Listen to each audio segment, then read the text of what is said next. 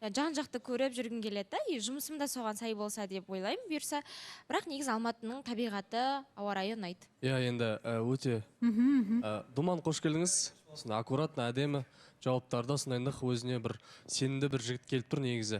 Жаңа сосын тұрақтылық деген нәрсе, ол думаю жұмысқа қатысты дүниеде айттың сен негізі. Бірақ адамға қатысты сен по-любому тұрақты боласың. Адамға, иә, тұрақтымын. Иә. Енді менде мынандай бір ой болып тұр да, жалпы Зарина, негізі сен жаңа танысқан шынайы дайынсың ба жалпы? Дайынмын. Өйткені неге ондай сұрақ? Жоқ, мен білмеймін, Заринаның былай енді эфирде отқан кезде қатты ойға шомып кетеді да, ішінде бір бәлкім алай-дүлей, может бір естеліктер, воспоминаниялар кішкене бір тыныштық бермей ма, или ол басқа бір жұмысқа байланысты ма, сол нәрсе маған қызық болып жүрген алдынан бері. Өйткені осы жақта отқан кезде кішкене пікірге де араласпай қалады, кейде бір точка қарап отырып қалады да, кәдімгідей ойға шомып. И менде сондай сұрақ болып тұр да, шынайы дайынсыз ба деген сияқты. Ойыңызда өткен күннен бір қалған адамды... Бәлкім сондай бір естеліктер кейде бір маза бермей, сондай бір воспоминаниялар есіңе түсіп, сондай бір болып жүрген жоқ па сенде? Менде ішімде неге ойға шомылып кетем деп өзім де ойлаймын да енді. Бірақ бір сұрақ бар менің ішімде. Мен шынымен де адамды қатты жақсы көре аламын ба деген сияқты ойым бар. Себебі осы күнге дейін ешкімді жақсы көре алмадым. Жүрегімді беріп, өмірімді арнайтындай махаббат болмады да. И шынымен де маған сондай бақ бұйыра ма деген сияқты. Кешеде бір сөз естіп қалдым да, кейбір адамдар болады, өмірде махаббатты түсінбей өтетін адамдар болады деп айтты да. Сол мүмкін мен сондай болып қалам ба, маған сондай бақ бұйырмай ма деп. Енді шынымен қаншама адам келеді да, қаншама таныстық болады, бірақ жүрегім ашылмайды, мен өмір бақи солай болып қалама деген сияқты. Сондай ғана уайым бар менде. Зарина, уайымдамаңыз. Әрине сізде жақсы көре аласыз.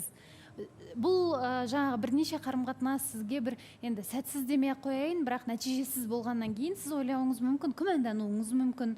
Бірақ ол соңы деген сөз емес, әркімнің өзінің Құдайдың жаратқан екінші жартысы бар. Сондықтан да сіз соны күтуден, нағыз менің азаматым келеді, шын махаббат менің өмірімде болады деп сіз сеніңіз, барлығы әрі қарай бола береді.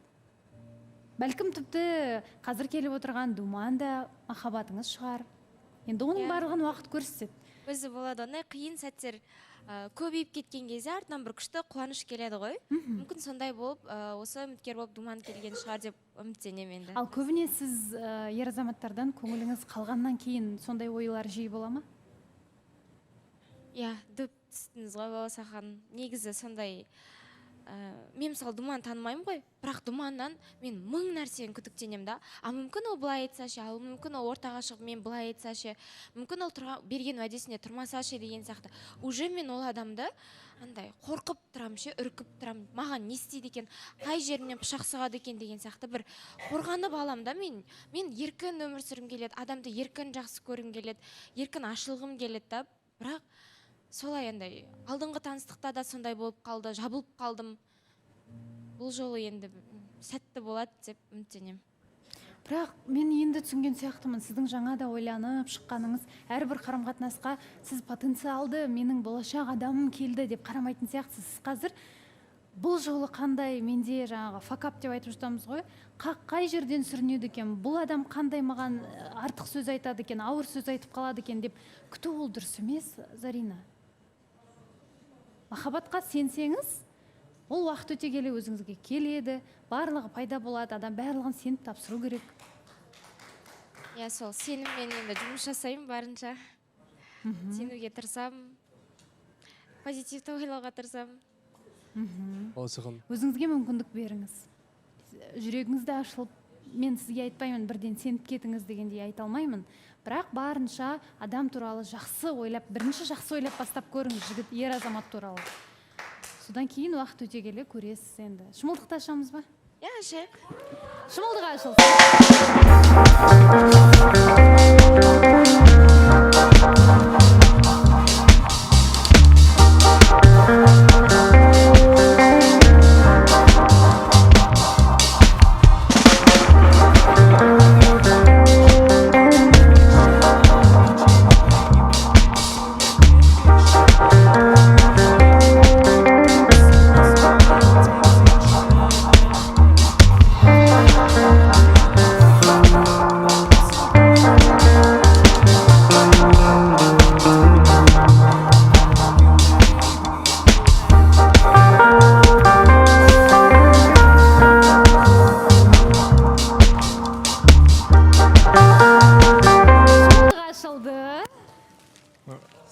Зарина, әсеріңіз гүл шоқтары сыйлығымен Думан сізге беріп жатыр. Рахмет сыйлықтарыңызға. Думан, әсеріңіз қандай, Зарина? Мен ойлағаннан да үлкен көрінеді екен. Мен 24 жасқа дейінге мындай кішкентай бала шығар деп ойлағам. Өте қуаныштымын. Қуаныштысыз. Иә. Иә, жайғасыңыз. Ал қолыңыздағы сіздің сыйлық айтып бересіз Сыйлық бе? кітап, 3 исламда қасиетті тұлғаның кітабы. 3 анамыз Хадиша, Фатима, Айша анамыз сол кісілердің қасиетін оқып, бойына терең сіңдірсе деген ниетпен сыйладым. Білмеймін, оқыдым ма, бірақ өзім ниетім сол. Рахмет сізге. Біреуін оқығам, қалған екеуін енді бұйырса. Ой, дөп түстіңіз. Жарайсыз. Сыйлығыңыз да керемет, гүлдеріңіз де керемет.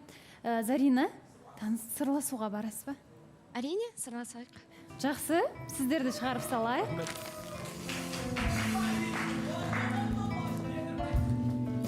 Думан мен Заринаның араларында қандай әңгіме болады, барлығы үйлес. Короче, мен осы 85-ші мектепте оқығам. Мынау біздің класс болған. Қазір классқа кіріп көреміз кімдер. Саламатсыз ба?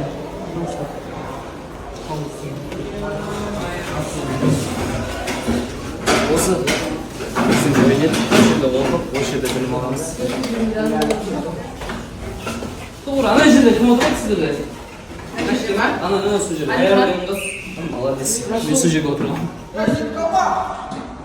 Саламатсыздар ма, құрметті оқушылар, отыра қойыңдар.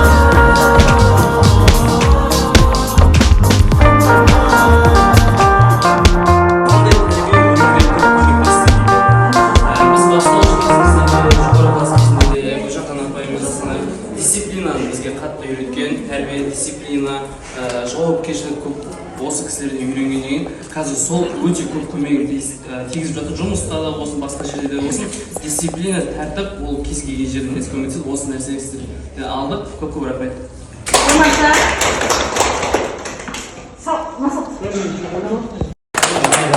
Қосып қошеметтеп тұрыңдар. Ал, қошет.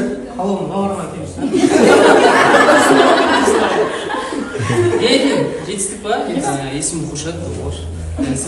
Танысқан қуаныштымын, көріскенмен қуаныштымын сіздермен. Сонау Алматыда бұл міне 10 жылдық болады дегеннен кейін келіп жатырмыз. Мектепте де сіздерді қатыса алыппыз. Өзім туралы айтатын болсам, қазір өзімнің әйелім және 2 балам бар. Кеше жақында ғана қызды болдым. Ал Алматыда жұмысым сол творчество жағынан біздер проект әр жақтан ұйымдастырып жүрміз. Неше подписчигің бар? Қай жақта?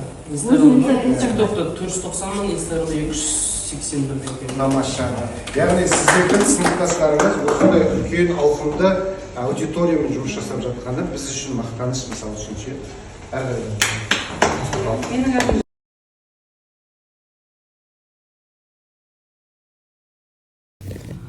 10 жылдық кездесу деген шығып, үйге барып демалып жатсам, ғазиз бауырымыз андай. Ассалаумағалейкум. Кезіндеш олайық тамақтанайық деп қазір тамақ ішіп, кездесіп сөйлесіп отырмыз. Бұрынғы кездерді еске алып. Енді біраз жылдан бері енді кезінде КВН-нің кезінде бері араласып келген бауырымыз бұл келгеніне қуанып жатыр қатты. Қош келдің. Ас болсын. Даже әңгіме де түсірме олай.